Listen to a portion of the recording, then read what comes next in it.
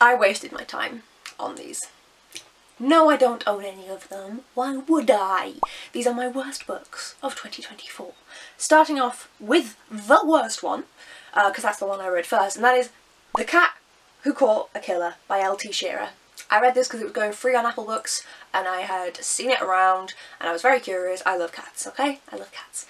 One, there are inaccuracies in the book. Like, sometimes the cat, when he's on the owner's shoulders, is light as a feather boa, and other times he makes her walk funny because he's so heavy. Like, no consistency, and the mystery could have... No. That's not my main issue with the book. I probably would have given it 3 stars and had a fun time, and it would have been fine and a quick read. No, this was written by a Tory. If you told me that Jacob Rees-Mogg wrote this book, I would be surprised that he found a computer to send it into an editor. However, this is awful. Obviously, people of different political views can write various different books. I'm sure I've read many books from Tories before, but I've never seen the ideology put quite so heavily into a book. I will leave a review link down below that says everything better than I ever could, but it's just... no. Forget about it. Push it out your mind. Move on to the next ones, which are less offensive. So, the next 2 are gone. I have unhauled them. I have sent them off. Well, I say gone. They're currently on my Vinted. And that is The Luminaries and The Hunting Moon by Susan Dennard, books 1 and 2 in this series. They are so incredibly childish. I know that it's YA. They're too childish for that. Like, there's onomatopoeia used within these books. That's an example I've been given multiple times now, but it is a good example of just how childish they are. I do not, in a YA book, expect to see zip as she closed up her jacket and things like that. Like, what the fuck? Also, the plotline is incredibly basic and incredibly predictable. I think that Susan Dennard is someone that you either love or you hate. And unfortunately, I do not fall on the love side of that spectrum. So these 2 books were both bad for me. I think I gave The Luminaries a little bit of a higher rating. Yeah, so I gave The Luminaries 2 and I gave Hunting Moon 1.5. Hunting Moon was exactly the same as The Luminaries. Like, there was barely any plot development, really. So, it was even worse. Even worse. Okay, we're getting less bad as we move along. The Patient by Terry Terry. This one makes me so sad. I've loved every single one of Terry Terry's YA books that I've read. I've loved them for years now, and this was a NetGalley book. It was her first foray into adult fiction, and I was so excited for it. It is dull. It is predictable and dull, and I was bored. I listen to my audiobooks at work, and so even for a book that, like, sometimes I can get bored because I have the attention span of a goldfish when I'm starting a book, like especially like a big fantasy book that had a lot of background reading.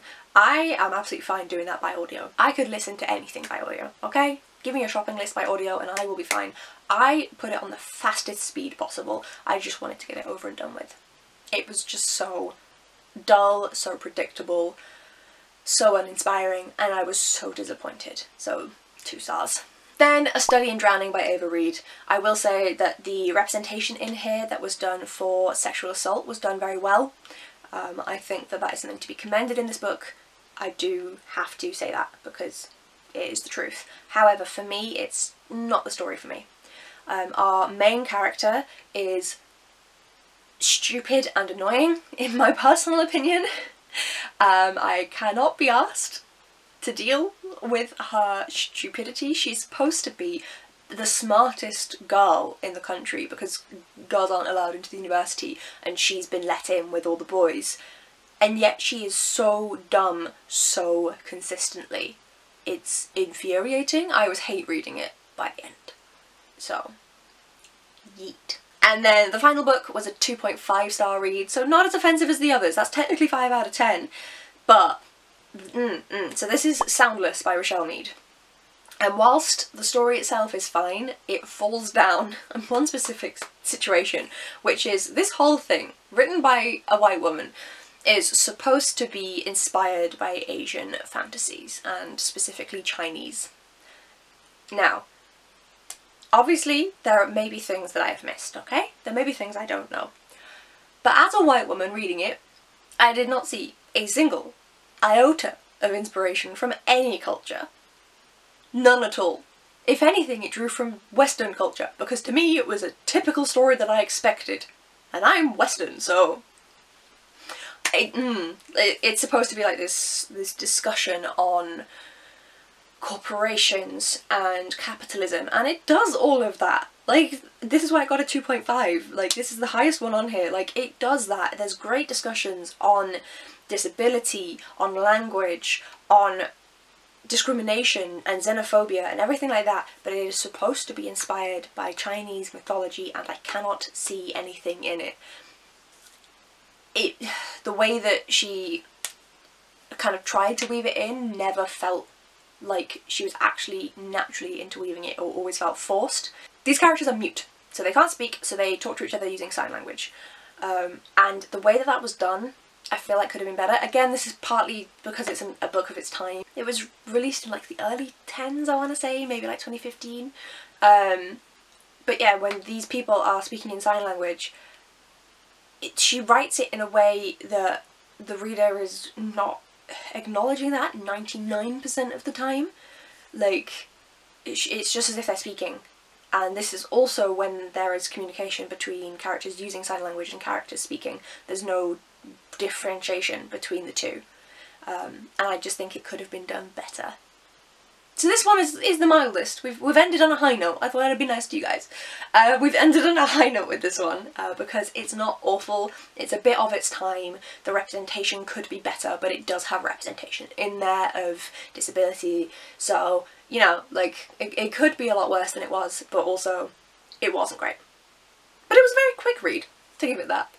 So those are the worst books that I've read so far in 2024. Like I said, I started with the worst one. I will have that Goodreads review from the other woman linked down below, because she said everything I ever could want to say about the Cat Court Killer. No. The only way you could read it and be fine, if you are left-wing, is if you are not British or have a lack of knowledge of British culture. And when I say lack of knowledge, I mean one that is usually accrued by living in the country.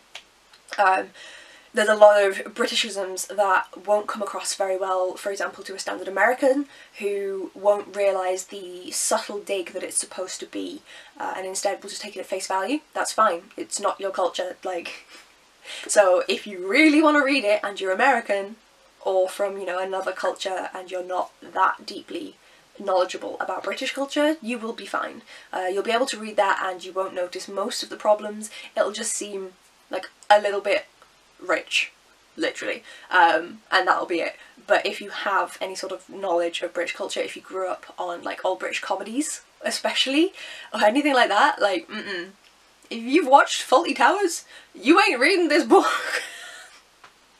Anyway, I could rant about this book for the rest of my life, but yeah, read the review below. It will cover everything succinctly, and let's hope I don't have to do this again at the end of 2024. We'll see. Thank you so much for watching, folks, and hopefully I won't see you in the next one. Bye!